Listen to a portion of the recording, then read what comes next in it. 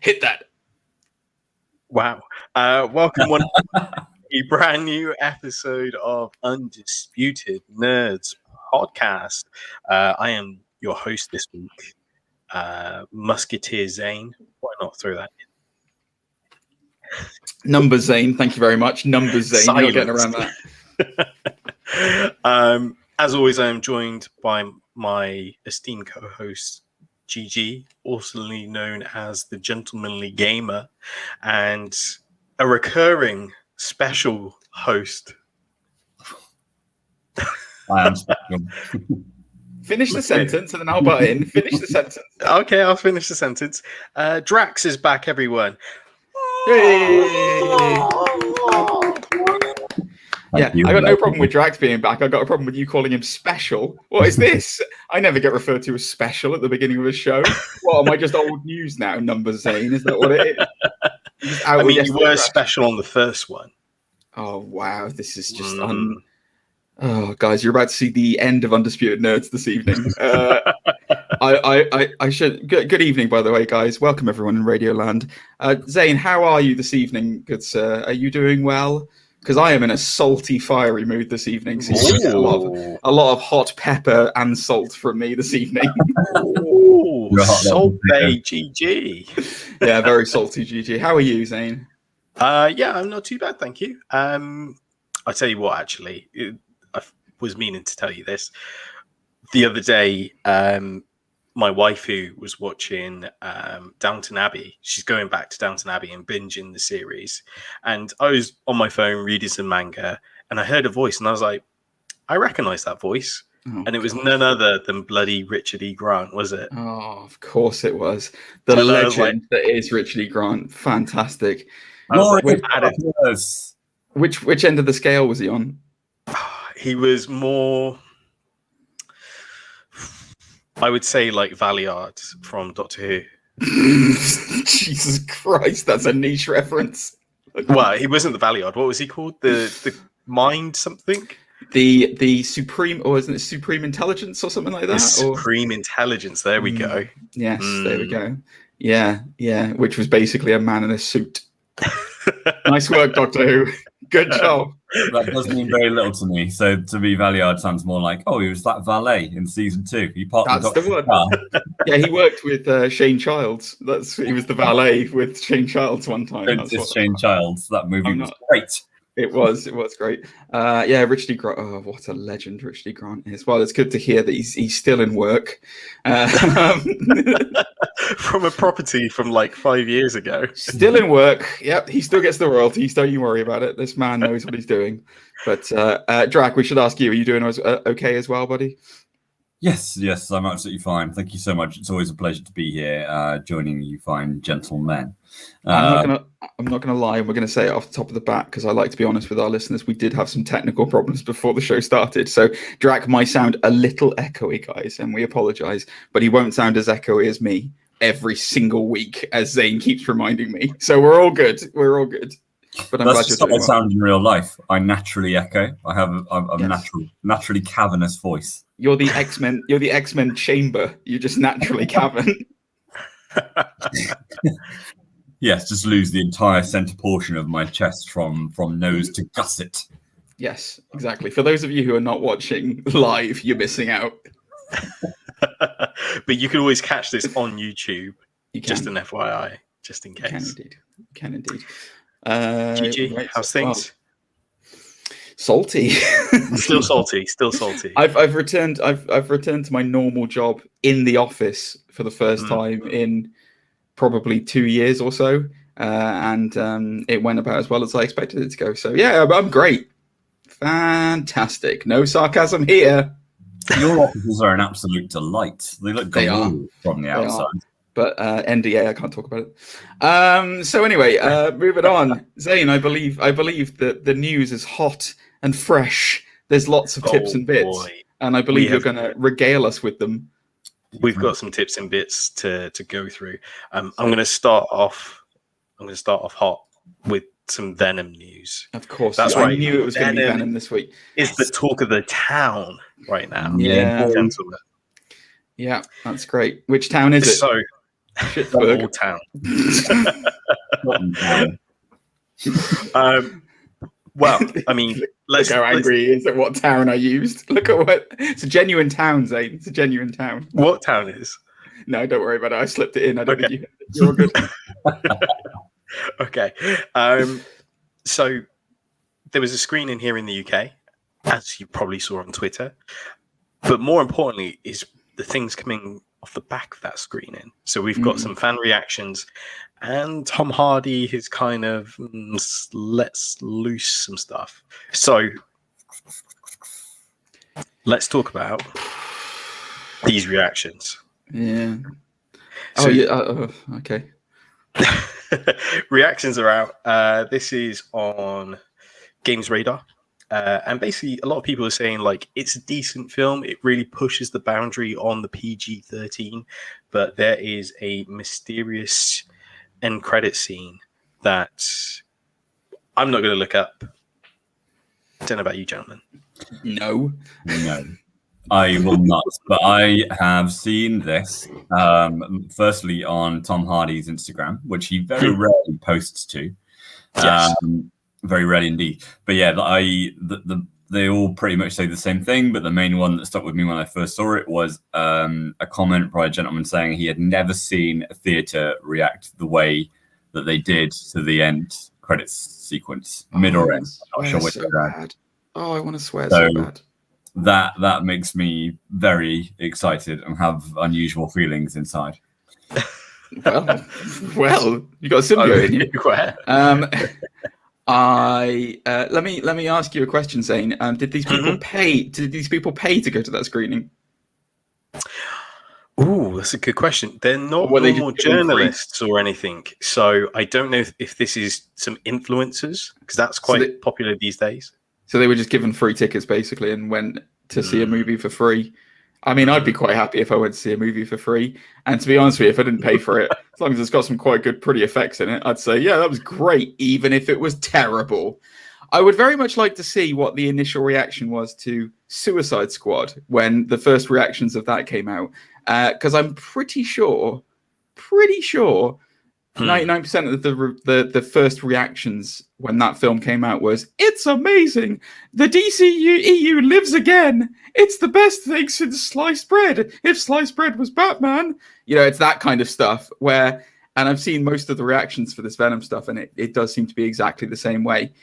If it is that in reality, then yay, I'm happy for it. But my crusade against this film continues, and I'm not letting up until I see some good reviews. Just to clarify, are we talking about the 2016 version of Suicide Squad? Yes. I'm not talking about the Suicide Squad. I did not put the in front of Suicide Squad for a reason. Just for clarity, just in case. Yeah, I'm talking about the Will Smith-led Suicide Squad as opposed to the Idris Elba-led Suicide Squad. I almost tripped myself up there. I have zero excitement for this film, and it's I'm sorry, right? And I respect what Drax is saying about the fuzzies in his tummy after thinking about the post-credit scene, but the fact that the thing that we're most excited to see is the post-credit scene is not a good indication for this movie. And if the big reaction is the post-credit scene was amazing, then what is this film? What is it going to be? Because I'll tell you one thing: the Shang-Chi post-credit scene was amazing, but the film itself was fantastic.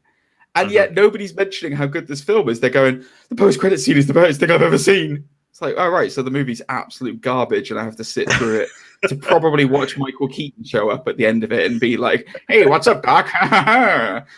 Oh, Sony! Look at how angry Drac looks at me right now. He looks furious at me. I wasn't sure if he was frozen or not because of the fury in his eyes. No, yeah, he is. It's a solemn fury that he's got on right now. It's not fury, it's disappointment. Good. No, I like the one to my friend for 21 years. When it comes to marketing a movie, yes, they are going to be picky and choosing their reviews to promote the movie. I think that Sony is obviously like looking to the future, and we all know how bonded they're going to be. See, symbiote reference right there with the MCU. So it doesn't surprise me that they want to piggyback on the success of the MCU and other Spider-Man projects and go forward by promoting the end credit sequence. I do agree with you, Jeej. I hate you, Drac. I hate you right now. That's the name I call you when I'm disappointed in your behavior. Wow, you use it a lot, so that's a shame. Yeah, but yeah, you know, they didn't. Not every single review was the classic. Oh, you know, I've been to see this movie early and everything's fantastic. There is a big focus on the end credit sequence. Yes, I agree with you that doesn't particularly lend itself to the quality of the main movie. But there are other reviews as well saying that, you know, Tom Hardy's performance is human. You know what I mean? Which is, I know, a very normal thing to say, but like a big focus on his humanity and these kind of things. So we'll see if that actually comes to light. I personally also feel that Carnage looks fantastic. How they've kind of made him come to life, because that is a difficult thing to realize, I think. Obviously I haven't seen the whole movie, far from it yet, but yeah, I'm looking forward to it, like visually, I think, more than as a story, because obviously it seems to be going forward onto like larger things. So I'm kind of seeing this as like a movie unto itself, go and developing, like kind of like setting the standard, if you know what I mean, for these characters, and not for an ongoing story in the Sonyverse. I just want to say a couple of things, then we'll move on, Zane, because I know you want to be prompt. I'm sorry. Yeah, sure. No worries. The thing about Carnage, and I agree with you, the Carnage symbiote looks good. The thing that I'm slightly annoyed about is the fact that if you go back and watch the first Venom, which unfortunately I did recently, it was a mistake. The villain in that is Carnage. I'm sorry, Riot looks exactly the same as Carnage. It is literally 100%. The thing is that when I'm serious, Drac. If you go back and watch what they've done with Carnage and watch what they did with Riot at the end of, like, in the final fight with Venom. The only thing that's different is a color palette. That's why when in the trailer Venom goes, a red one, I'm like, yeah, because they all look exactly the same. It is honestly, it's crazy how they look alike. And I'm very concerned. The thing is, Sony has a very unhappy history with Spider-Man, in terms of, like, the first couple of films they've done were really, really good. When there wasn't an expectation of Marvel properties and comic films and that side of things, like, you know, Spider-Man 1 and 2, there's no denying they are absolute classics and really well made and really well done. 3, Amazing Spider-Man 1 was okay. Amazing Spider-Man 2 was garbage. And the Sony marketing machine I have a big problem with, because what they normally do is they normally reveal everything about the film in the trailer, so that when you go into a film, there's nothing exciting about it. Like I was saying, I think I said to Drac to Zane either last week or the week before, like that fight in the church with Cassidy and Brock, I'm sure that's the end of the film. Like, I'm sure that's the last fight in the film, and they've already given it away pretty much, like what's happening and what's going on. Like, it's the big thing about Sony trailers that I really hate, is that if you put them all together, you can pretty much piece together the whole film. It's very annoying to me. And the fact that these reviews have come out and said, yeah, it's decent, but the end credits thing is why you should go for it. That's annoying to me. Like, it's really annoying to me. How can that not be annoying to you? There may be even more to push you to go see this film in Tom Hardy's latest, how should we say, appearance in public. So a photo was taken of Tom Hardy with a item of clothing. Now, this is very speculation, and I'll show you the photo, but he is wearing a hat that the production team of Spider-Man No Way Home wear. Right, okay. So a lot of people are speculating, Tom Hardy's wearing No Way Home hat that says Spider-Man No Way Home. I'm still hanging on to that theory of the Venom symbiote turning up in Spider-Man No Way Home. I'm still clutching onto that theory for all I'm worth. So I don't know. Drac, speculation on what the end credits might actually involve. I think it will just be a portal. of some description opening up, and perhaps to get them in the same universe. Yeah, to give it another couple of years and then release a third Venom film where they do the whole Pearl thing in there seems like the wrong timeline to me when the multiverse thing is kind of now. And I know this is going forward like years. They want to kind of be playing with the multiverse, but if they want to set it up, they've got to start now. So I feel like it will be Portal led. Do you think if they were to do that, because that's a difficult thing to do with the origin of it, would that be then like a thing where, because would you? Okay, let me rephrase this. Sorry, before I'm just. Spit it Eddie out, Brock. Would you think Eddie Brock would go with him through that portal, or do you think it would be Eddie Brock rejecting the symbiote and the symbiote traveling through that portal to get to Spider-Man, and then we start with the kind of traditional Venom origin all over again? In, because that's the question I have, because they've got a problem with Spider-Man in the sense of like Venom is so entwined into the origin, pun intended, and into the origin of Spider-Man. And the idea of like the symbiote was rejected by Peter Parker when it's his perfect host, which he always has hated the fact that hated him for that fact that he rejected him. So how do you think they would get around, or what's your possible theory for them getting around the origin of it?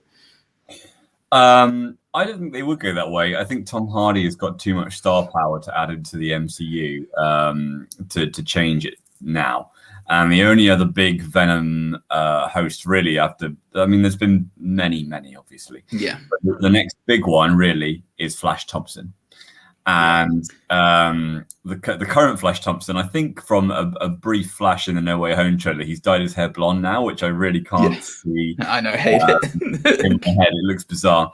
But I really can't see this Flash Thompson with the Venom symbiote. And I don't think they would go down a proper film with the Venom symbiote on Peter Parker. I think it would be a quick nod. Maybe he would be bonded to it momentarily, and then it would kind of like jump off again back to Eddie Brock. So I was thinking they might go the Mac Gargan route, who was the next one after Peter. I know it's a bad guy, but especially if they're doing Thunderbolts. Yeah. I mean, Matt Gargan was Venom for a couple of years for the Dark Reign kind of era with Norman Osborn's rule. So maybe down the line, I don't think so. I think it's Matt Gargan with the Scorpion tattoo on his neck. I think it would be weird to be like, oh, he's not Scorpion, he's Venom now. So they have done weirder things with characters though in the MCU. I mean, they have mixed up origins, and like the Mandarin is now Shang-Chi's dad. So there's a lot of differences. But I agree with them just throwing out ideas of like what they might do with it. I think you're right. I think they probably would go straight to Agent Venom as opposed to dial it on Peter Parker. It just I don't know. It just kind of feels at this point it doesn't matter, does it? But it kind of feels a bit cheap that Venom never gets his Spider-Man connection. Yeah. Well, just to throw my 5 cents in there, I think if it was going to go any route, what if the Andrew Garfield is set in the Tom Hardy universe, and symbiote and Garfield go through the portal together? Maybe the cat, Garfield the cat. Oh yeah. Right.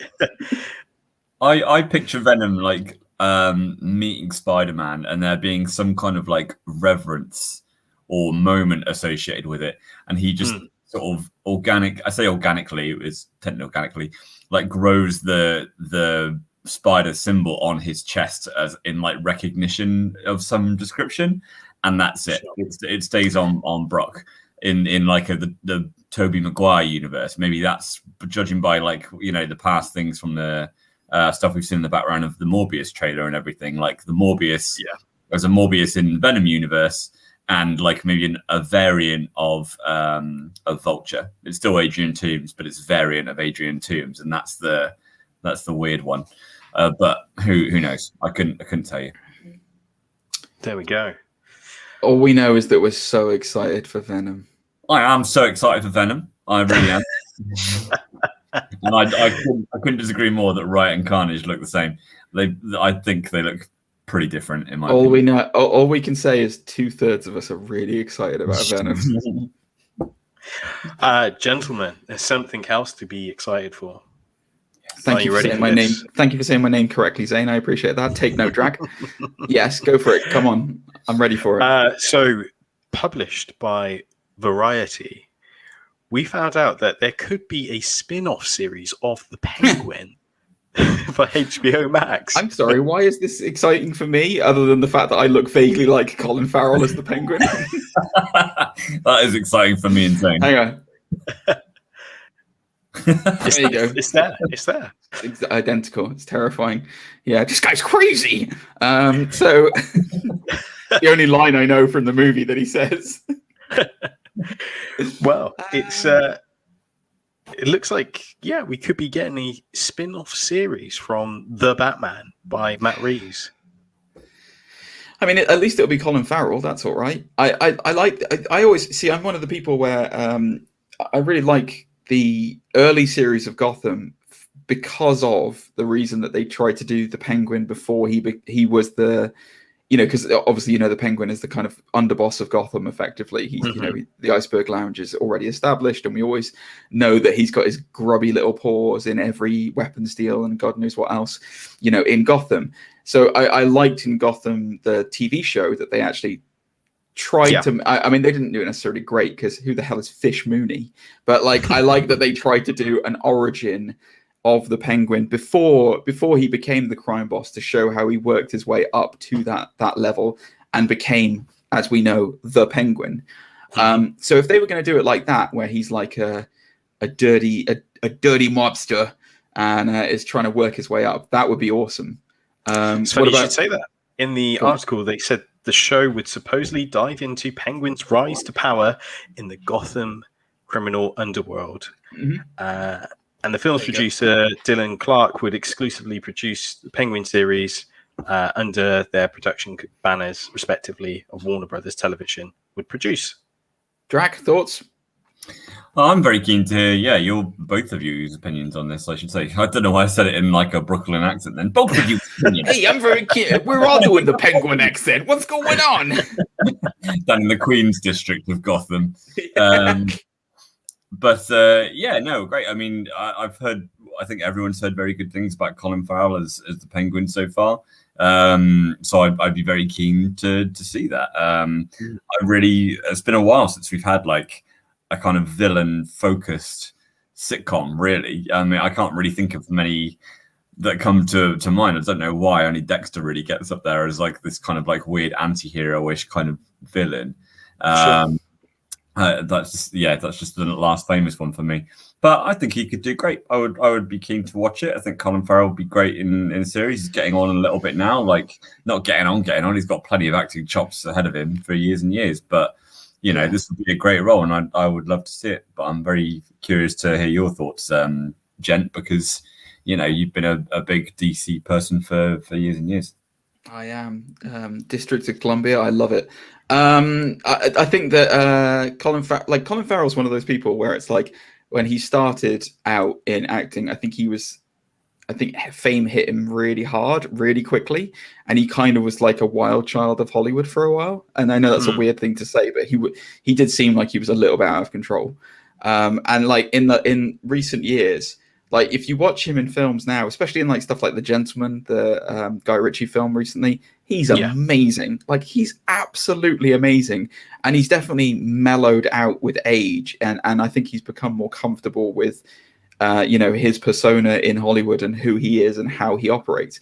And I find him really magnetic on screen. I think he's awesome. The Penguin. There's a lot of interesting arcs and a lot of different interesting things. Obviously, Burton's Penguin went kind of with a dark origin of him, where he was always this disfigured, creature who was abandoned by his parents and raised, by the circus and this kind of, it was an interesting take on him. But the Penguin in the comic books is obviously like he comes from a Gotham lineage, high society lineage that it always aspired to be as affluent as the Waynes, but never quite got there. And so there's always this malicious anger towards Bruce Wayne, as well as Batman.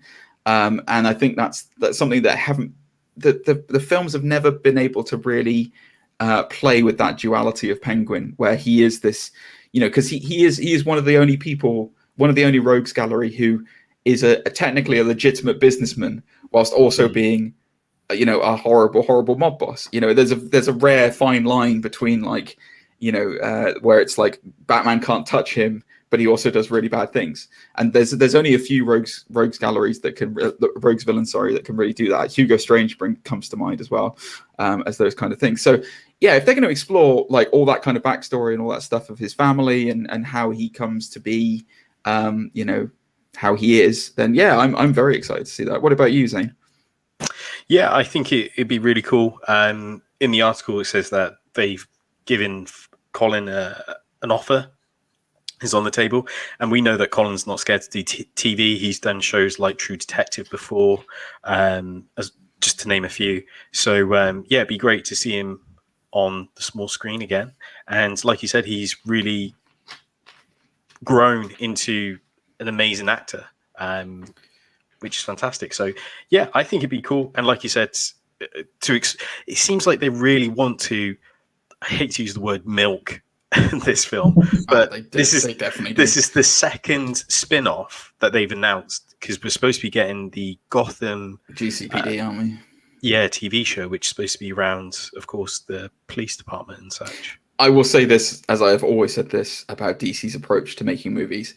If the Batman is successful at the cinema in terms of money, we'll see these things. If it's not, the Batman will be a one-off and none of these will come to fruition. I don't care if they're going into early production or whatever it is. If the Batman don't make Warner Brothers money, just like Suicide Squad, they ain't going to care. I think Peacemaker is going to be the last breath chance for that, that side of Suicide Squad. And that if that makes money, then they'll probably go, oh yeah, we could probably do some more things with this. But the Suicide Squad was a commercial flop. If the Batman is a commercial flop as well, we're going to go back, baby, because there's no way Warner Brothers is going to invest in it moving forward. Unfortunately, it's a sad truth. There's certainly going to be a lot of recovery associated, that's for sure. Yeah. But it's been a while since Penguin's had like a comic book arc where he was like the main villain, like literally probably well over a decade, like easy. I cannot remember a Batman arc where he's been the main. Yeah. He tends to be nowadays the person that people go to, both villain and hero alike, to sort of like make deals for information or for weapons. And he kind of makes an appearance in an arc, and then that's it. And he might have like the subplot. There was one maybe 2 or 3 years ago, and I think I don't know if it was in a separate one, but I think it was called The Outlaws, and it was Jason Todd, an Amazon who I think was called Artemis or something like that, and Bizarro. It was, yeah, which was actually a really good title, I think, in my opinion. And Jason Todd kind of ends up in charge of like the Iceberg Lounge, and he kind of becomes the Penguin of Gotham for a little bit. But for me, the fall down is like there's so many Gotham related shows now. I know Gotham and Metropolis are really like that. It all DC has, and I know really that's true for Marvel. What have they got? They've got New York and Wakanda. And really, that's it. Well, that's tough though, isn't it? Because it's like you're right. As far as like mainstream, I think is concerned. Yeah, that's because there are a lot like Keystone City, Central City. Central City, exactly. There's a lot of other cities that they could focus on, but you're right. They do tend to go back to the well a lot with Gotham and Metropolis. I'm not sure with Marvel, it's difficult. London's kind of become more important recently in the MCU with the Spider-Man Far From Home, and then Madripoor is obviously now becoming more important after the Falcon and Winter Soldier. There's I agree with you though. It's been a two horse race as far as like Wakanda and New York is concerned. So it's got a very strong, like with New York, it's got multiple. You can create multiple sort of areas and scenes in your head, but with Gotham, like it's just dark and it's dingy, like all of the time. And even on Titans season 3, which I'd recommend to all the listeners that people watch because it's been great. Especially with one major death, which I really thought was very well done, and I really enjoyed that episode. I haven't seen it yet. I haven't seen Titan Series 3. Do not ruin it for me. Be careful. Okay.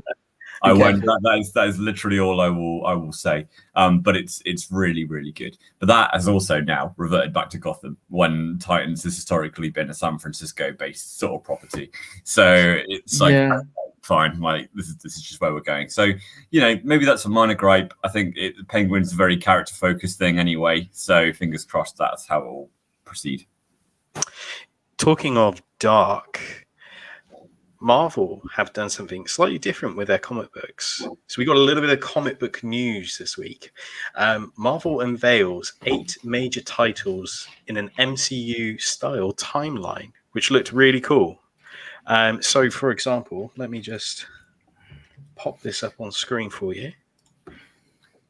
So what they've done is with their new upcoming event, Timeless, you can see here they've kind of showcased I did see this. all the upcoming comic books during the winter, which looks really good. So we've got Devil's Reign, which comes out in December, Avengers Forever, Timeless event happens, and then in the new year we've got 10 Lives of Wolverine, which is supposedly where Wolverine dies. Again. And then we've got She-Hulk, Fantastic Four Reckoning War, and then Moon Girl and the Devil Dinosaur. Intriguing. I mean, I've always liked these little things. Like, I get so psyched to see Marvel present their phases like this. It's very clear. I mean, from what I understand from that one, Devil's Reign is going to be very Mephisto led. There's been huge Mephisto stuff happening in comics recently. Kang has got his own title recently, and we're now 2 issues in. And obviously, there's a heavy multiverse focus going on there. So that's actually I finished reading that second issue yesterday, and that was great. I would recommend everyone go and read that. And then there's mention of the Reckoning War in the Kang title and the Fantastic Four bits as well. That's a bit further down the line. The other bits I'm less aware of. I'm a bit weird about the Wolverine thing. The fact that they, comics timeline wise, is like it wasn't that long ago they killed off Wolverine as like a big thing. And now, and I don't think it's a huge spoiler or anything to say this, the whole thing of the X-Men is that they can't die anymore. They can be reborn, and it's like their big sort of national secret that they don't want anyone to know. And they kind of like messed with the Avengers heads in the main title this week, so that the trial of Magneto. So the Avengers couldn't see the hatchery Alba Magna. But the point is, you're already trying to kill off someone who can heal infinitely, but then someone who can in theory just be brought back anyway. How do you go about doing that? It's slightly, I agree with you, Drac. In the books, it's not really that they're reborn, is it? They've got Xavier's got a digital copy of their like mental landscape or something, or their consciousness. Cerebro has got a scan of their brain or something, So I guess technically a way of killing him would be destroy that brain pattern, So I would guess it'll probably be like somebody raids that archives and wipes out all the backups, and then they die. Because there is a way that they kill people. Because the mutants do they kill people or do they banish them? Because they banish them into like a pit in Krakoa, don't they, or something like that? Now, and it's not like actual death, but it might as well be as good as dead. It's a horrible thing to have happen. Sabretooth is down there right now, to the best of my knowledge. Okay.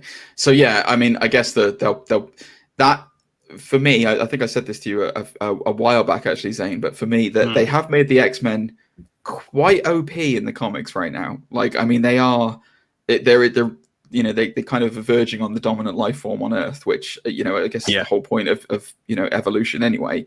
And but yeah, exactly. So like, if they want to bring it back down to forgive the ridiculous, back down to Earth, then maybe taking out the backup and I don't know how they're going to do it. It's a weird thing because I genuinely can't see where they're going with this comic run in the X-Men. It's really interesting times with them. But I guess that's one way they could do it. But as you said, I mean, Wolverine died from being sealed in adamantium like a few years back. So what is actually death? Well, he never dies, does he? He'll be back. There'll be some kind of like Kang universal war that will bring in an alternate, but he's actually the real Wolverine, but he's not because he's got bone claws now, except he's now going to lace him with adamantium. Take that, Magneto. Yeah, it's interesting. But I mean, on the subject of X-Men, we know that Hickman's going to be leaving soon for Substack. And they recently announced this week, I think originally Inferno was going to be his last series of the X-Men, but they announced this week that there'll be another series, but it will be exclusively digital. Okay. So yeah, it's really interesting to see. They haven't announced what the name of it will be. They've just said it's an X-Men experience, which is also a bit peculiar. But is it a big X and then periods? Like there's no E to start. And a really tiny E right in front of it that nobody can see. Are you working at Marvel's marketing? It totally is. Yeah, I would like to. Hello, Marvel, hit me up. I'm big on letters. Yeah, he's all about those letters. letters. Need to be. Yeah, it's an X or 10. It could be uppercase. It could be lowercase. Like, hire me, please give me a job, thanks. Wow, this podcast really got really desperate, begging really quickly, didn't it? Please hire us, please. We just want to work for Marvel or DC. Anything will do. Vertigo, give us a call. Yeah, I've got this theory about. I got this theory. You know, me? Oh, yeah. Really? A theory? That's wild.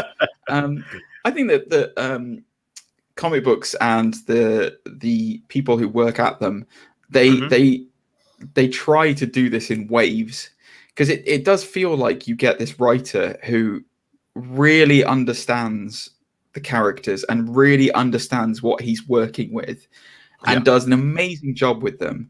And then they go, "Oh, you're really good at that. Okay, cool. This is working now. This is getting good sales. We're going to take you and we're going to put you with this character who you don't understand and see if you can replicate it." And then they don't, and the character they've been working off goes into somebody who doesn't understand them, and that goes down until another one comes up. And the reason why I'm citing this, I'm thinking of Grant Morrison on Batman. Batman got really good sales, and they were like, "Oh, you've done really well with that," and then they took him off it. And then it lulled, and then Scott Snyder came on and did really amazing with Batman, and it was incredible. And then he went off it, and then it lulled. And it's, you know, like Jeff Johns on Green Lantern, Drac, you come on, you know, I mean, like, yeah, exactly. He's doing a very satisfied face there. Like, Jeff Johns got Green Lantern perfectly, and then they took him off it, and Green Lantern got rubbish, and he went on to Aquaman, which was fine, but it was better than it had been for a long time. Yes. Yeah, for sure. But do you think I'm wondering if we're coming up to a post Power of X lull when the writer leaves? That's my concern and theory behind it. Yeah, he's really done some interesting stuff there, and Jonathan Hickman now can pretty much write what he wants. Like, I think to revitalize a property like X-Men, which has been pretty bog standard for like years and years, and now essentially every title is worth reading because of how connected it is. It's consistently fantastic, but he's also set up. I don't know where they might go with it, because from the very first two titles, which was, I think, House of X and Powers of X, he set up this really long-term fight between technology and mutants, and going centuries into the future, and even getting into phalanx-based stuff, which never really got completely addressed. So getting rid of the key writer that sets that up, I say getting rid of, moving the writer that's got that sort of long-term vision, I worry that answer will never come. It's never going to be addressed. It's never going to be addressed. And that bothers me, because it was so strong a concept at the start. But I think wasn't the idea behind that, though, that I think the idea is that is a possible future based on the current path that they are living in that time. So it was like, this is, if they keep going with the way that they're going and the way that mutant kind is thriving, this is what's going to happen in 10 years. This is what's going to happen in 100 years, and then this is what happens in 1,000 years. I think that's the idea. The idea was if they continue evolving as they do, the whole theory of evolution, the way it will evolve is into this, and we will eventually be doomed anyway, regardless. Like, the whole idea, I think, was that mutant kind is doomed no matter what it does. That was the whole kind of like purpose of the book, was to show, well, regardless of whatever happens, we're going to die. But I do agree with you. The retcon of Moira McTaggart being a mutant was very interesting to me, and the fact that her mutant power is reincarnation, and we don't know how many times she can reincarnate, or is that revealed in one of the later books? I think it's 10, isn't it? Like it implies it's 10 is the maximum. Yeah. Okay. So go on. Sorry. Just to put your wavering hearts at rest, like apparently Hickman did display his whole plan to the other writers as well, because buy him dinner first, because he wanted to outline where he was going and everything. So when people went on to write X Factor and Excalibur and everything else, it wasn't so loosely. Oh, he Feige'd it. He Feige'd it. He gave him a plan. Oh, there you go. Interesting. So hopefully it may come back around, even with his departure and stuff. And who knows? Like he could go and do Substack for a year and then come back and finish X-Men. Yeah, I know that was Snyder did that, didn't he? He went away and came back and finished Dark Knight's metal stuff because he had that planned when he was writing the Batman. So yeah, it's possible. It's very possible. I've loved the X-Men stuff. I think it's amazing. As Drax said, it's gone from being like in a lull post like what was the Bishop Hope storyline, which I can't remember what it was. Messiah Complex. Yeah, Messiah Complex. That was probably the last one that was actually worth reading, and then it has just been in this massive lull. And yeah, this House of X, Power of X has been well worth the read, and everything that's come subsequently after it has been well worth the read. So yeah, it's a sad thing to see him go, but as Drax said, he can write his own ticket now. So let's see where he ends up, I guess, and see what happens to X-Men moving forward. Last bit of news: we had a Hawkeye trailer this week. Oh, we did. What did you guys think? I think we talked over you so much at the start, and we're very keen to hear what you said first, please. What's your opinions? I absolutely love this. I've loved Matt Fraction's run on Hawkeye. It was one of the first comic books I got back into, really. So I loved it, and there was so much that reminded me of it, and I'm really eager and keen to see this. We've always spoke on this podcast about my love of street level superheroes and stuff. So and it's oddly this. I know it's set at Christmas, but it gave me some real Die Hard vibes, like about it and stuff. And we got to see all the sort of Easter eggs in there. The hearing aid. We got to see Pizza Dog. We got to see, of course, Kate. We got to see the Dracula tracksuits as well. Yeah. Which could mean tracksuits. Tracksuits. And it could potentially mean Kingpin. That's what I was going to talk to you about. Yeah. It does seem like they're going to do it, doesn't it? We've heard a lot about that.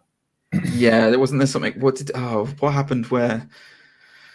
Like D'Onofrio has been putting a load of stuff, hasn't he? On he's been liking a load of comments about. He's been liking a lot of stuff, and all this other kind of stuff. And Hawkeye, yeah. And I think there was one. I can't remember what it was. Forgive me, listeners. There was something recently where it kind of broke the camel's back. It was the straw that broke the camel's back. Where it's like it really looks like he's coming back as Kingpin to the MCU this time. He tweeted a poem about a 3-legged dog. That was it. Yeah, that was it. Yes.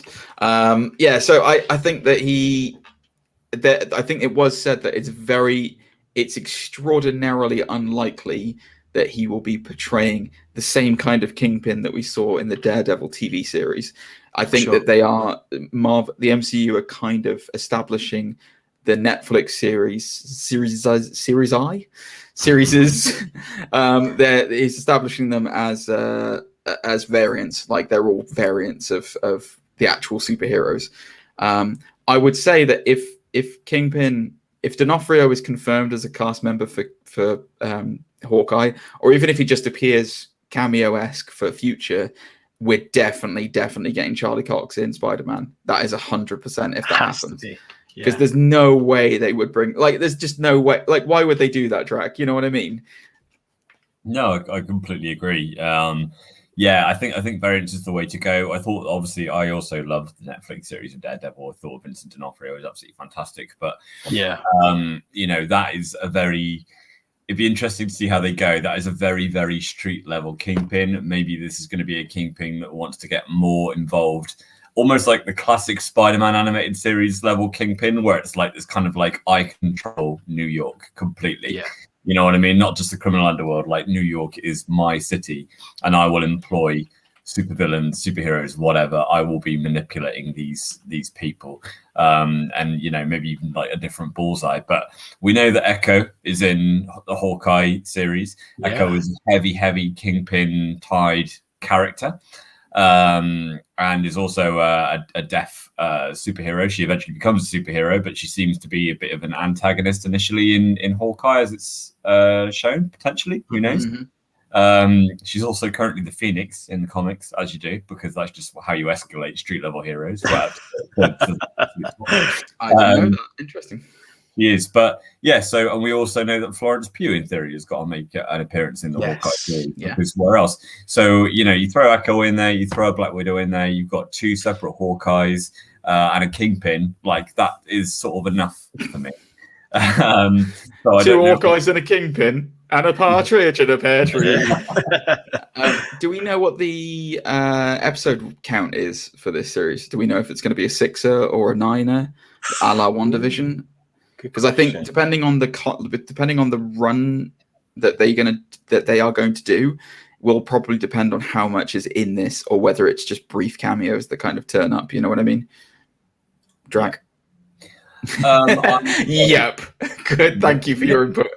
I need a yes or no answer. Thanks very much. No, I don't know. I mean, I don't think it's going to be a 9er. I think the what if episodes are a bit unto themselves with that for the most part. I think that's 9, isn't it? I can't sure. It is. But I'm just saying, WandaVision was 9 as well, and that was so I don't necessarily think it's just contained to what if. But I take your point though. It is more for if you've got. I hesitate to say this, but filler like the Marvel Zombies. It's a Christmas set show, so maybe they don't want it to roll on too far. It leaves to be like the little holiday show. Now that they've ramped up production on all the others, and you've got Miss Marvel and She-Hulk and stuff coming quite quickly afterwards as well. I love that description. That's the marketing team right there. It's a little holiday show. Well, it clearly is. What's interesting is Internet Movie Database is saying there's 8 episodes. Oh. We've lost him. We've lost the gent. GG's gone. He's just disappeared. That lad, he's gone. Oh, here he is. I'm back. Sorry. He's back. I cut out very quickly. My apologies, guys. Popping up the bottom. I am. Yeah, sorry about that. We'll cut that. So don't worry, Zane. It's fine. It'll all wash out. Don't worry about it. Don't worry. Hamster walked on his keyboard. We were just saying, like, it looks like there's about 8 episodes by Internet Movie Database count. So interesting. Maybe. That is interesting. There you go. You see, they're doing weird things with their runs, like their episodic runs of these shows, man. It's like one's 6, another one's 5, another one's 8, another one's 9. What's going on? They're all over the place. They don't know what they're doing, Marvel. They're going full DC. Just love the vulnerabilities they're showing with the authentic side of him going deaf and already being a deaf character in the comics. And what I think a lot is that Jeremy Renner is kind of starting to show his age, really. Like from the day that they initially hired him as Hawkeye, and you saw him in Endgame, and they kind of made him like younger and edgier, and it's like, oh, you've got a mohawk sort of now, and a huge sleeve of tattoos on your arm, and then all of a sudden they've kind of given him the sort of like the 50s dad haircut, and it's like, no, you're not a superhero anymore. Have a normal person haircut, please. You've got your kids to look after. No tattoos. I mean, there's a couple of things to that. He definitely did have a mohawk life crisis in Endgame. You are right with that. I mean, don't forget, this is supposed to be 5 years later, so he has aged. He is only a human, and the MCU has done a very good job of establishing that amongst all these gods and superpowered beings and stuff, he is just a guy with a bow and arrow. So I think it is really nice that they are showing his vulnerabilities and showing that he is just human. And I don't, I've had this experience with the MCU recently where I do miss the original 6. I really do. I obviously miss Downey Jr. and Chris Evans, but like just seeing Bruce Banner at the end of end of Shang-Chi, I was like, oh, it's good to see him. You know, it's and then we've got no like because obviously 3 of the originals are gone. You know, and the only ones that are left are Thor, Hawkeye, and Bruce. So there is that weird nostalgia of like that.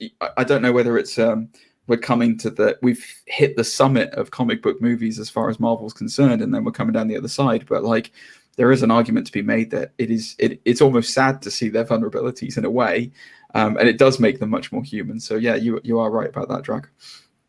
Yeah. Oh God, Hawkeye, I love you. Okay, we'll cut that bit out as well. How do you feel about that, Zane? Time moves on. Like, it happened in the comics. There was a new Brutal. Avengers. Brutal. That's how he feels about it. It's a reboot every 2 years. Like, what can I say?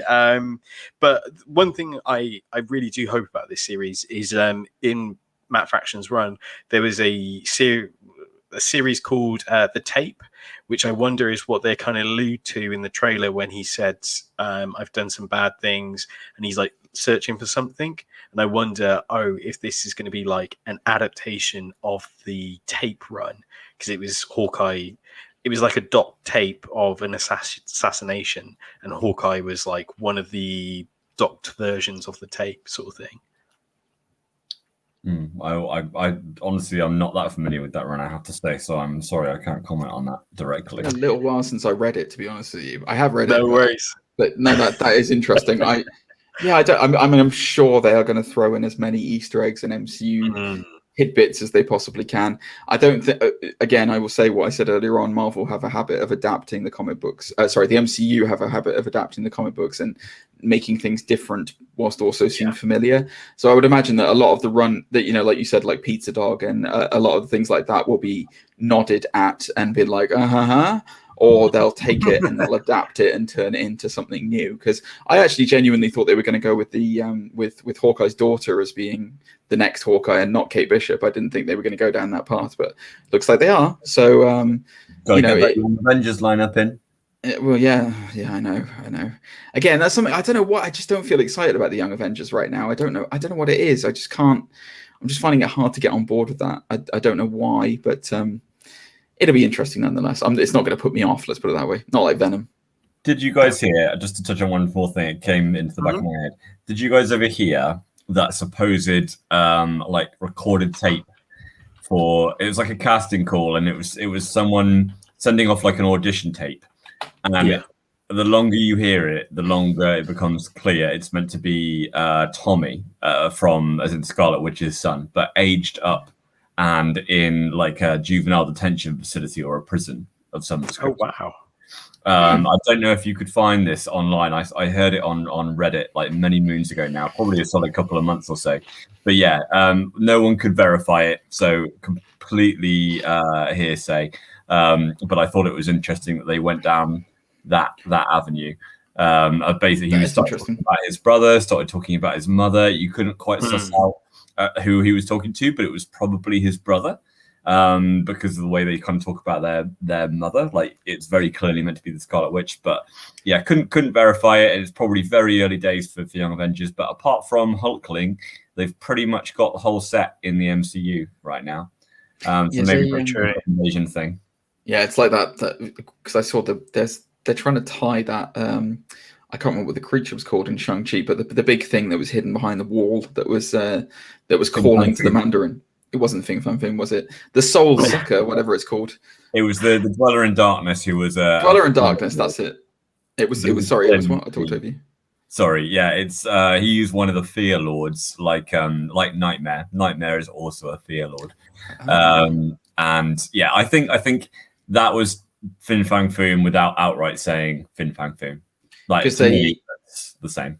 Yeah, there's a theory that's trying to draw that together with because when Wanda hears the voice of her children after reading the Darkhold at the end of WandaVision, they're trying to draw the same comparison as to like I think it was New Rockstars actually who were drawing that comparison, and they were saying there's a high chance that this is probably another kind of nightmare-esque supervillain that is trying to manipulate Wanda and is successfully doing so, much like the Mandarin was manipulated by the Fin Fan Foom light. Yeah. Or heavy. Yeah, depending on whichever way you look at it.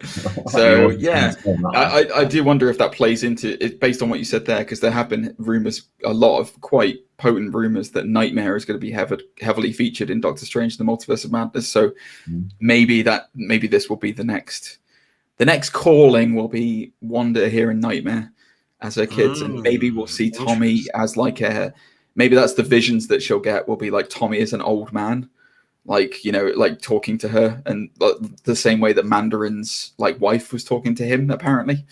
Yep, entirely possible. I'd entertain that. Theories. We've got all the theories down at Undisputed Nerds. I tell you what else is possible. What is possible is, what if Killmonger Seamless.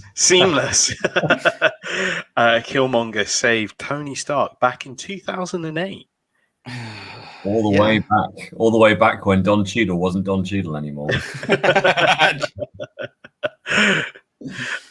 So episode 6 of What If dropped this week on Disney Plus.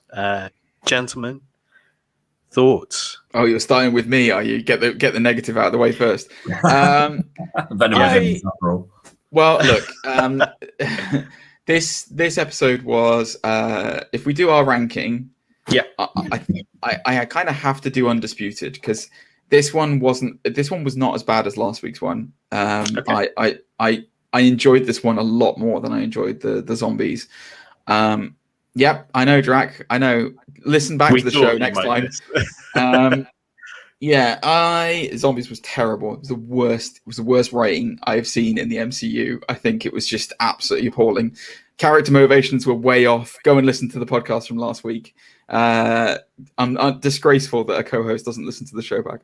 I think that this episode was good. I kind of question the motives a little bit behind it as to him showing up. I know they explained it away as like he got this bit of intel that showed that Tony was going to be assassinated and that kind of thing, and that's why Killmonger was in the desert.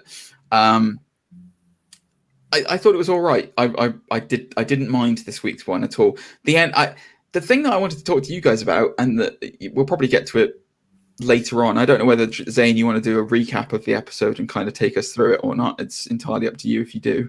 But I don't think so. Like, if people listen to this episode, like, spoiler warning, for starters. But I'm sure you would have seen this episode already, so we won't have to go through it. But I will say what I always say: if you're watching a review of this show before watching the actual show, you've got no one to blame but yourself. I'm sorry, nerds out there. Go and watch the show before you hear a review on it if you care about spoilers. Yeah, I mean, it was fine. I can't. The one thing I will say is, with the exception of a few episodes of this show, this What If has not set my world on fire. It really hasn't. I've not been captured by this series. Drax may spit boil down our head for this, but like, I just can't. That was a weird sentence to say. Boiled. Spit boil down my head. It's just not much to say about it. I like the idea of like Stark. See, I thought that they were gonna, when I saw the trailer for this before, I thought what they were gonna do was Killmonger and Stark were gonna team up together and take on Wakanda. So it was gonna be proper Stark tech against Wakandan tech, and that was I was quite up for that. I was like really excited for it. And then when like halfway through the episode it snaps and Tony realizes that Killmonger's actually, you should have guessed by the name, Tony, a bad guy, who kills people. I was just like, oh, I don't really care so much now that Tony's not in it. You know what I mean? Wow. And when it's not like it wasn't a bad. I still cared enough to watch the rest of the episode. Yeah, sure. But like, just the idea that the whole thing was just so that he could get back to Wakanda. What? Drax. Yeah. I don't know where to begin anymore. I don't know what life is about. Ethical motives has been brought into question. Disputed or undisputed? Let's start there. In my opinion, undisputed. Yes. I'm all over that. And, you guys have talked about this last week. Absolutely loved Marvel Zombies. Loved every single second of it. Thought it was highly entertaining. Kick him out. Kick him out of the studio now. I understand the notes on character motivations, but at the end of the day, it's not our universe. They've started giving up. I've noticed. Yeah, no kidding. They're not telling you where the what if started. Like at the very beginning, it was like, oh, what if this was the decision that Peggy Carter made? She decided to stay out front rather than go behind. And I can't remember what episode 2 was, but I feel like there was an explanation there as well. Yes, thank you. But I can't remember what the what if was on that one. What if they kidnapped the wrong kid? Yeah, so it was Yondu sending different people, wasn't it? So yes. I don't think they did any more what ifs after that for what the actual turning point was. So you know what I'm trying to wow, excuse me. What was episode 3? Now that you've said that, I can't even remember what episode 3 was. I know that episode 4 was what if she was in the car with him when he had the crash. Mm-hmm. And then episode 5 was what if Thingy came back from the quantum realm with a virus. Black Widow. Episode 3 was Black Widow, wasn't it? Yeah. Episode 3 was Ant-Man. Yellow Jacket. Yeah, that one was interesting because it was like, I think the idea behind that what if was, what if it was Hope Van Dyne who went on that mission that Black Widow went on in the MCU, that she got shot by Winter Soldier. Yeah. I think that's what they linked it back to. There was like a comment that they made about Odessa, like being in Odessa, and that's where it all kicked off. And the only other time we've heard that was when Black Widow talks about meeting Winter Soldier in Odessa and her getting a bullet, but he's still got the other guy. And I think people have linked that back to say, oh, Hope was the agent that Fury sent to Odessa who got killed, which sent Pym on this like rage instead of Black Widow, which is what caused the offense. Yeah, you're right. I agree with you, Drac. They haven't really, like, post episode 2, they haven't really gone, that's the moment. And I don't know whether that's a conscious thing that they've done to be like, oh, but they get it now. It's a what if. They get it, you know. But sorry. I was just going to expand on that. One thing they have started to do, though, is the Watcher is becoming a lot more present, as in like he's getting closer and closer. Like like to begin with, he's just like some stars. Now in this, he's like, you see his face all the time and things of that nature. So it seems to be like your Drac before. Seems to be a weird balance. Well, I've got the same hairline, so all I really need is see, if you and I were to have a love child, Drac, with my round head and your bald head, it would be absolutely perfect. We'd create the Watcher together. That's what it would be. Jeffrey Wright. Yeah, we would. Add Zane into the mix. There we go. It's perfect. It's got that smooth voice now. That's exactly it. Thanks, Zane. Well recovered. Anyway, I'm sorry. In a roundabout way, my point is that in that I don't want to talk about the zombies episode too much, but all the Avengers were together when they land on that bridge at a time when they were actually apart because of the Civil War. So that didn't presumably happen in that universe. So I try not to see these characters as being exactly the same people as we know in the MCU. And for that reason, like I'm not saying like you guys can't enjoy it for that reason, but I try and keep my opinion very broad about how I interpret like these characters when I'm seeing them. So, you know, how I think Tony or Killmonger might react to the people in Wakanda is very different. Like I really did enjoy this episode again. I preferred Zombies. Zombies was my favorite episode of the season so far, strangely enough. In your he's a recurring co-host, guys. He's not I'm not a perma. I'm not a perma. But yeah, no, I really liked it. Really thought it was great. I think, you know, we've all had our fill to a certain point of Iron Man. So having it be a Killmonger based episode, and not to jump the gun too much, but to see like where his motivations end up and where the episode finishes, knowing that we have a multiversal Avengers team at the end with someone who is villainous on it, is an interesting one. But I'm sure we'll talk more about that towards the end as we chronologically. Zane, give me your thoughts based on this episode and on Drag, and then we're going to talk about what Drag just brought up there with what this is leading up to. I'm going to keep this short and brief. It was Undisputed, possibly my favorite episode I've seen so far. I thought this was it. I was like, let's go. This was just start to finish. I was like, yes, this is what I want. I want drama. I want flip the script. Tony thought he had everything.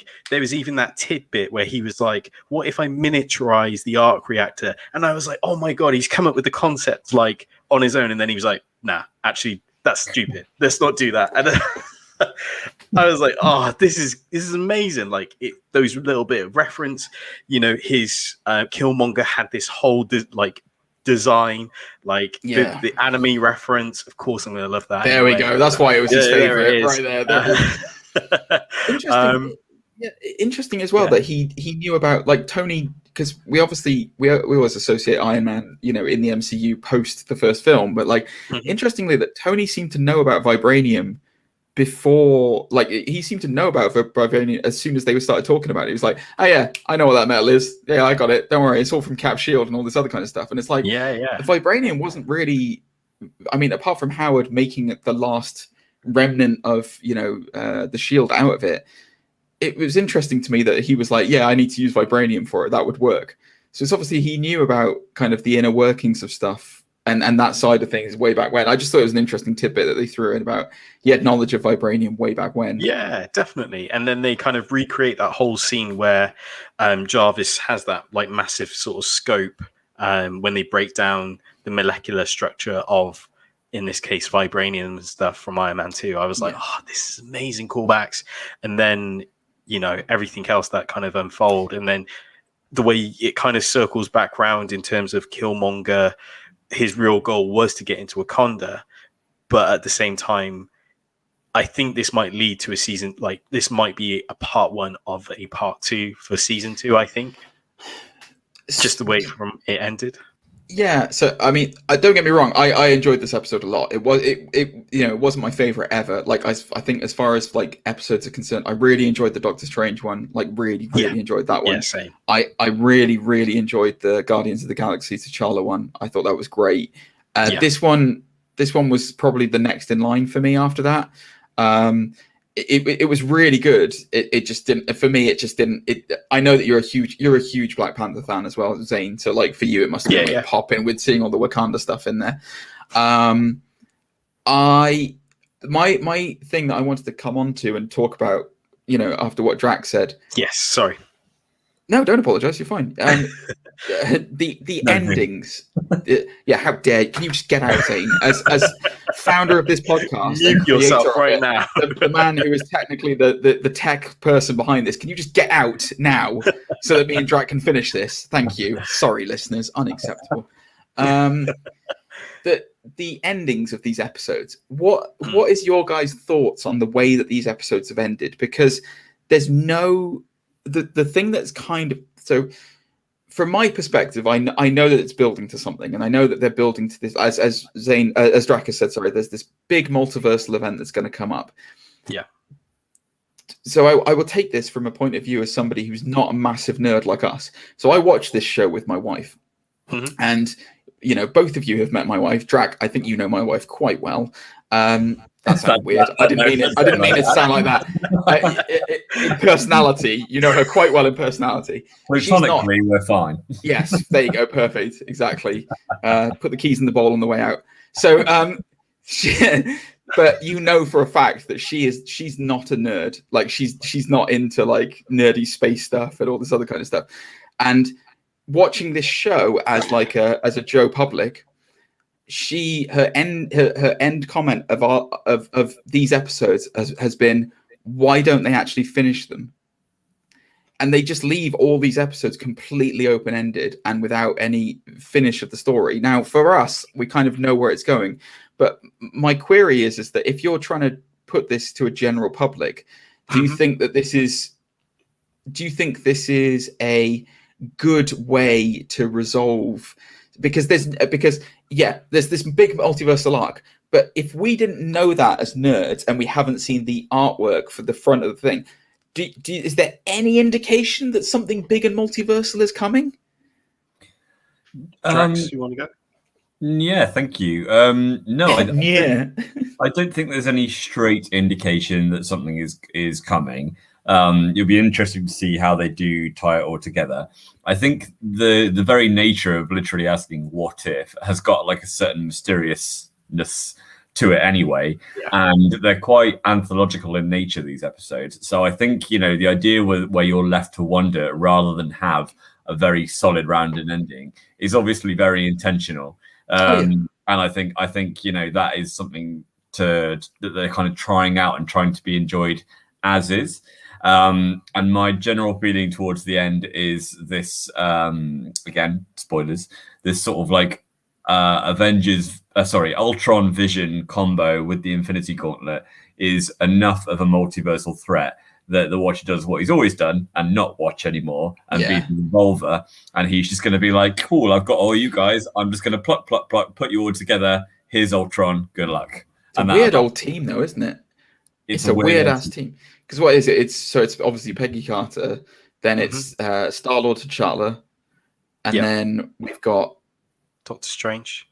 Doctor Strange. Yeah, I'm trying to think who came out of the Avengers episode. Oh, Captain Marvel out of the Avengers episode? Don't know about that. Yes. We have Killmonger Black Panther. And we have Black Panther. Gamora with Thanos armor. And then probably Spider-Man from the zombie Hunter Spider-Man. Yeah. Yeah. Or Ant-Man's head. I understand exactly what you're saying about. Oh, and Hyundai. Have you seen the Hyundai advert? Yeah, I think we talked about that on my very first appearance. We did. Yeah. Good marketing, Marvel. Let's do the Hyundai.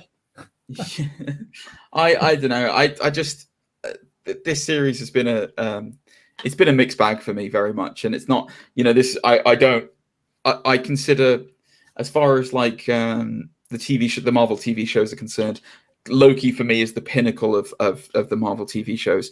I will dispute one thing with you, Drac, where you did say that there's nothing to say that this is MCU, like variants of the MCU, and like Feige has confirmed that all of this is canon.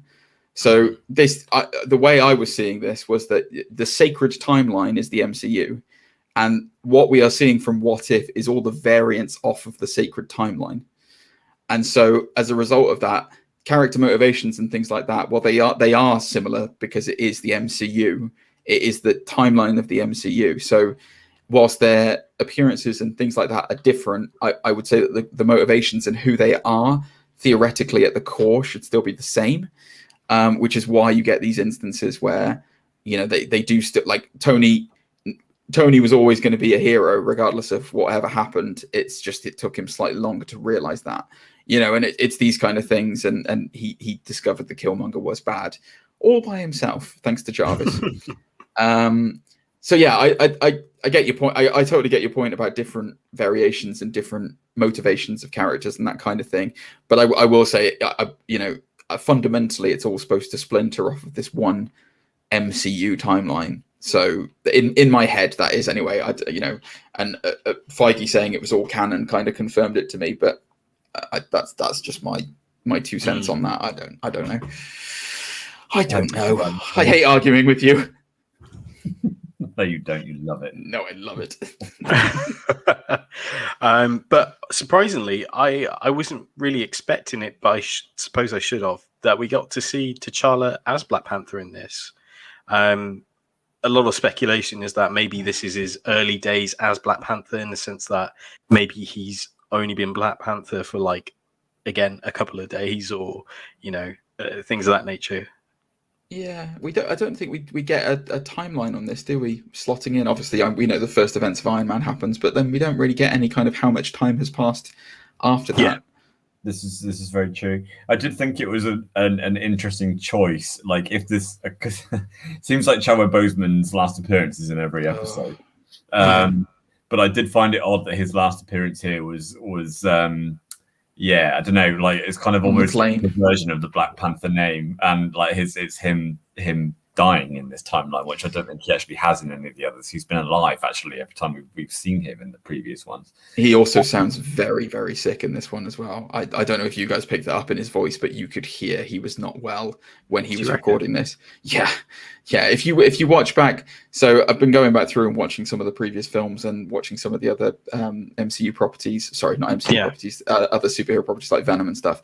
And like, if you hear him in Civil War, for example, Like his voice is really like it's really deep and empowering, and it's just like, vengeance has consumed you and all this stuff. And like, if you listen to him in this episode, if you go back and listen to it, he sounds very sick, like very, very sick. And it was heartbreaking to me, because like Cole looked at me at one point and just went, oh, he sounds really unwell.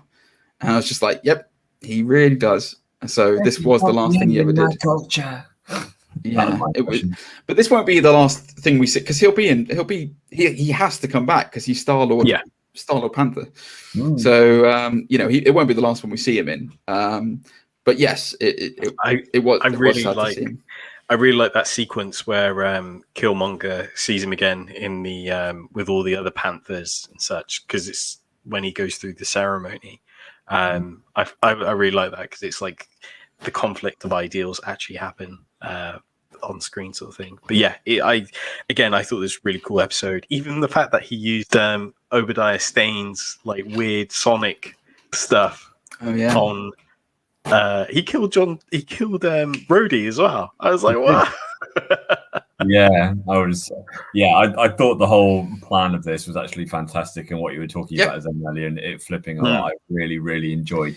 My one, even though it's suspension of disbelief and comics and it's an animated show, my one point of contention, which I would dispute, would be that Wakanda was seemingly unaware that he was the creator of these thousands of robots, which I thought was, considering a nation like Wakanda, who've got like their fingers in so many pies around the world, that seems like a very big thing to not know. And then giving the benefit of the doubt. But I was too busy watching Angela Bassett like throw herself around the battlefield. So I was like, you know what, forgiven, don't worry. Down boy.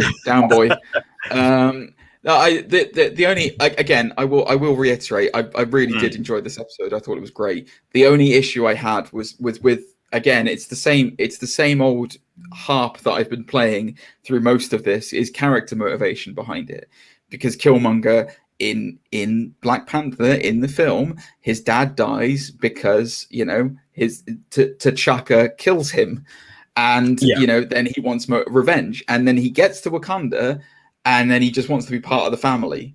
And it's like, that's the guy who killed your dad. Like, that's been your like driving force, is that you've been all this oppression, all this other kind of stuff, and then you get there and you get right in front of the throne, and then you're just like, I'm one of you now. Lovely, embrace me.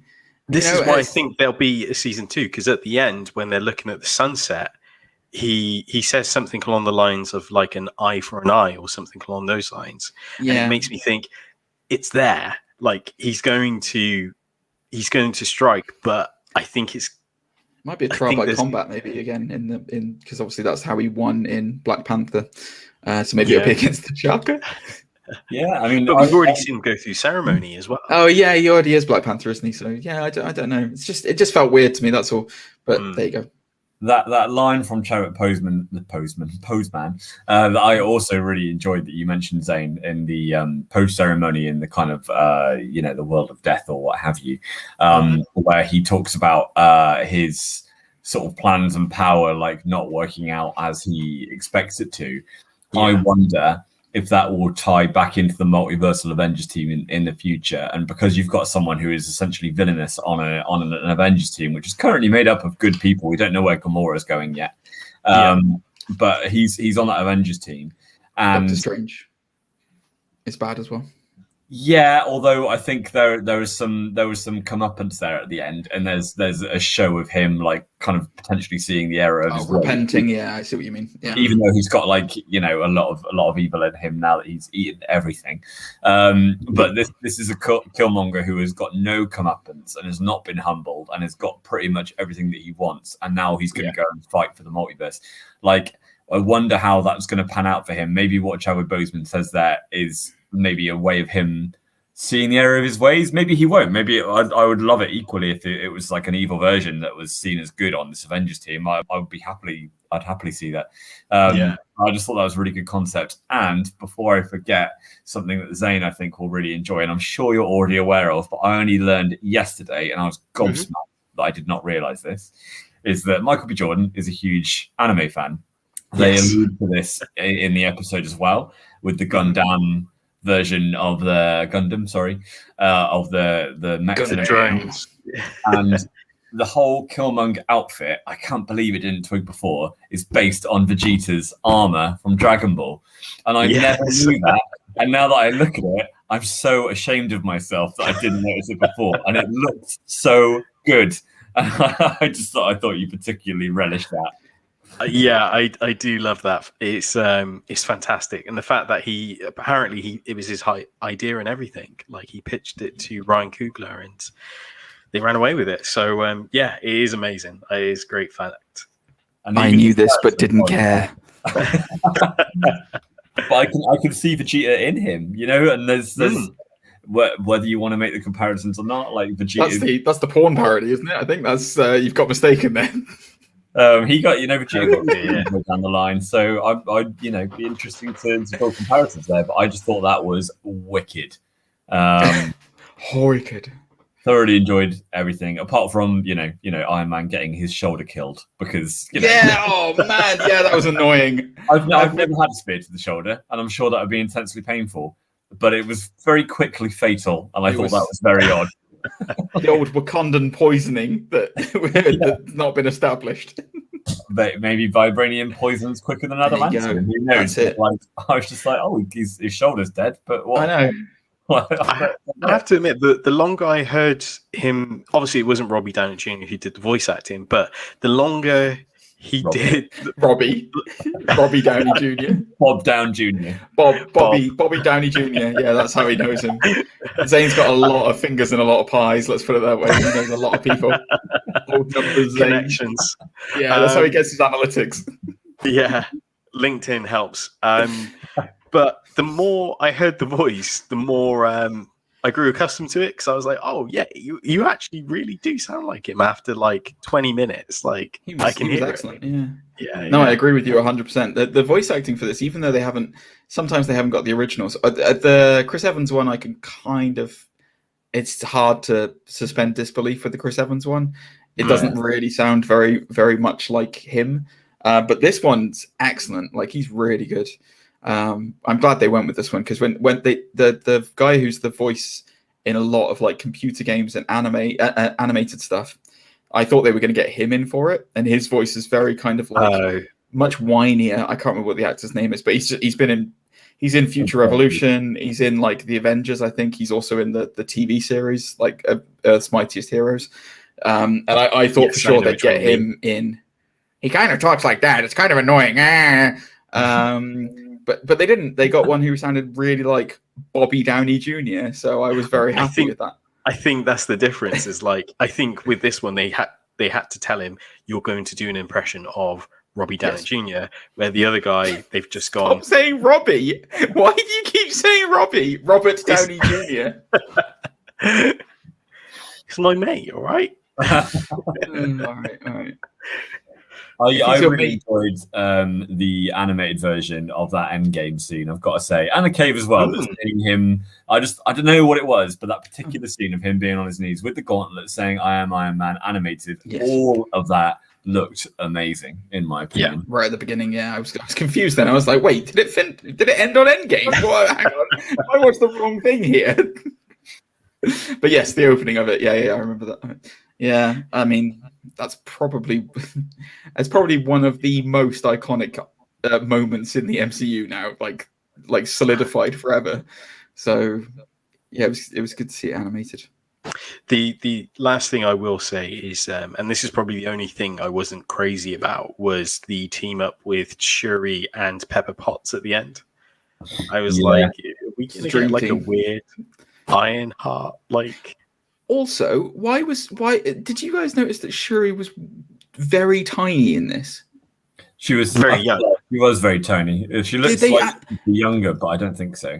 And that's why I was really confused by the timelines on this. Like you were saying, it's like, has Civil War happened or has it not happened? Or like, because, what timeline are we in? Like, how far along are we? And like, is Shuri a kid, or is she? Because when she's in Infinity War and Black Panther, she's not a kid. Like, she's the same height as T'Challa. Like, it's so that's why I was really confused by it. And I just found it very strange. They just made her really tiny. Yeah, well, I mean, a better part of a decade, I guess, in theory, was passing between original Iron Man and then Black Panther, or I guess so. thereabouts. But we aren't given a timeline for when Tony meets Killmonger and then they develop the army together. But it appears to be months, like not that long. But I guess they've got to make all those robots and everything, and that's going to be long. So maybe it is. There's like suspension of disbelief when it comes to like the passing of time here. Because it's not. I mean, it's not even them who make the robots. It's the U.S. Army after all this subterfuge turns into the war between America and Wakanda. And so I'm just like, maybe it's because then you've got to get. I was very happy to see Ulysses Claw back. Very happy to see Ulysses Claw back. Is that actually Andy Serkis? I think it was actually Andy Serkis, wasn't it? Yeah. I was so sad when he died in Black Panther. I was like, no spoilers, by the way, guys, for a film that's been out like 5 years. But like, I was really sad when he snuffed it in Black Panther, and he's fantastic as Ulysses Claw. Fish. Yeah. He loves that. With the disco lights. He absolutely I miss him playing it. So I was very happy to see him back. I really do hope they're going to do some timey-wimey shenanigans with the main MCU and bring back some proper villains like Red Skull, like Claw. I would love to see Claw back. You know what I mean? Like have it. They've established now that there are variants. They've established now there's other versions of them. Bring these actors back, because it's not the necessary. Well, some of the characters were wasted. Malekith, for example, is a good example of a villain that's wasted that you could do so much with now. Bring him back, but as a variant, fine. Do a variant version of him.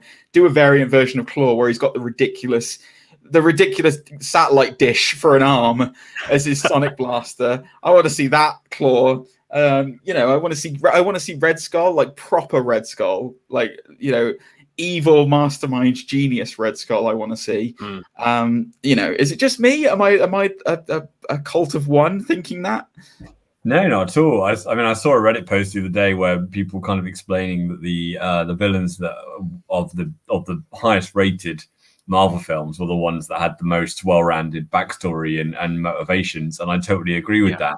And we saw that with Tony Leung in Shang-Chi just gone. Like arguably, probably actually my favorite villain. Like honestly, I was getting very emotional. Like watching him really get very closely involved with his motivations. Obviously, like all three of us are in very long-term relationships. 2 married, 1 on the way to get married. And when he's referring to like his wife, like past tense, and that kind of desire to be with her, and like you feel the loss, like it's a lot like I really appreciated his motivations, and that made us love him. I agree. I will say that the villains either seem to be, it's interesting, they go one of 3 ways with it. They're either complete side notes that don't mean anything to the overall narrative, a la Malekith. They're really in-depth, like culturally like relevant and well fleshed out characters, a la Mandarin, a la Killmonger is another good example of that. Or they're kind of like part of a wacky, zany whole, like Hela in Ragnarok. She wasn't like, I would say that her character wasn't like a fully fleshed out, like properly like, the motivations behind any of this. But because that film was so good and so crazy, she fit so perfectly in that it was like, that's great. That's a great part for that and for that to work in. So I'm with you 100%, Zane, is that and Drac, that the critically acclaimed ones they either do really good character work with the villains, or they do something interesting at least with the villains themselves. It's not just let's just throw these in there for whatever sake, And that was their main problem with Phase 1, is they really did just throw villains in there for the sake of throwing them in there. And then towards the beginning of Phase 2, I would say they did the same thing. Look at Mickey Rourke as Whiplash is a good example of that. Ant-Man with Yellow Jacket. I always think Yellow Jacket is a bit of a wasted one, but there we go. Yeah, and Ghost too, to be honest with you, and several others. I just think these one-off villains, they just kind of lack something.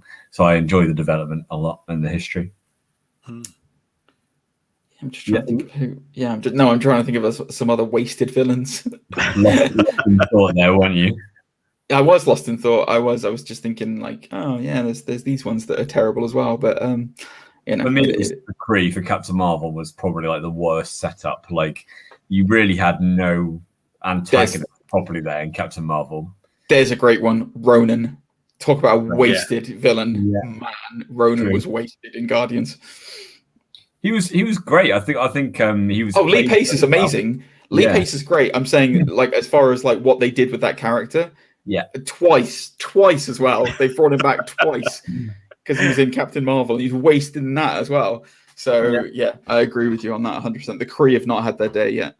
Possibly we'll see that with these Kree sleeper cells that get mentioned right in at the end of Spider-Man.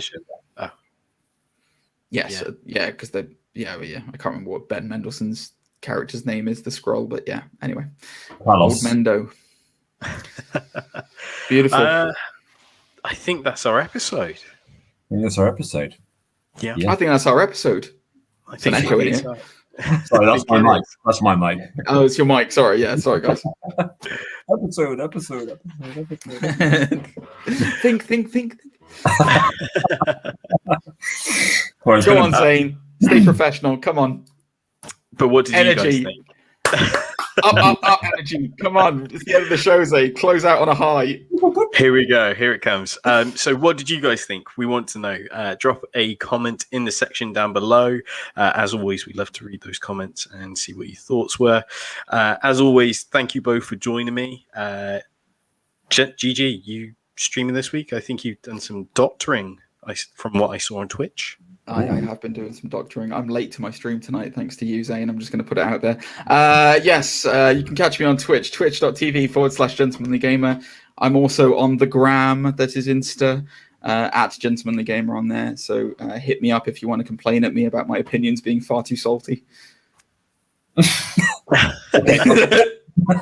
Nothing else, just that. That's all I want to hear about. Drac, they can't contact you anyway, can they? No, I've got my phone number down publicly and my street address just in case anyone fancies coming around for a chat or to borrow some salts to go and increase the stocks that Geege has right now.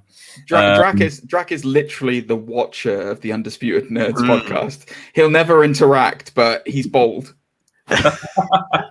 My boldness prevents me from interacting. That is what it is. That is what it is. Zane, where can they get hold of you? You can find me on Instagram as well. It's still at Senpai Zane. All the relevant links will be in the description down below. Lovely. Lovely. And on the what the kids are calling these days, the TikTok. Yes, we do have a TikTok, Undisputed Nerds, all one word, on TikTok if you want to catch some clips, well as Undisputed Nerds clips. Also available on YouTube if you want to catch some bite-sized videos. If you want to catch Zane catching me in moments where he's right and I'm wrong, then go to Undisputed Nerds clips, because that's what it consists of. It's a great library. But as always, thank you so much for joining us, and we'll no doubt catch you on the next one. Thanks very much, guys. We'll see you next week. Bye. Take care, everyone.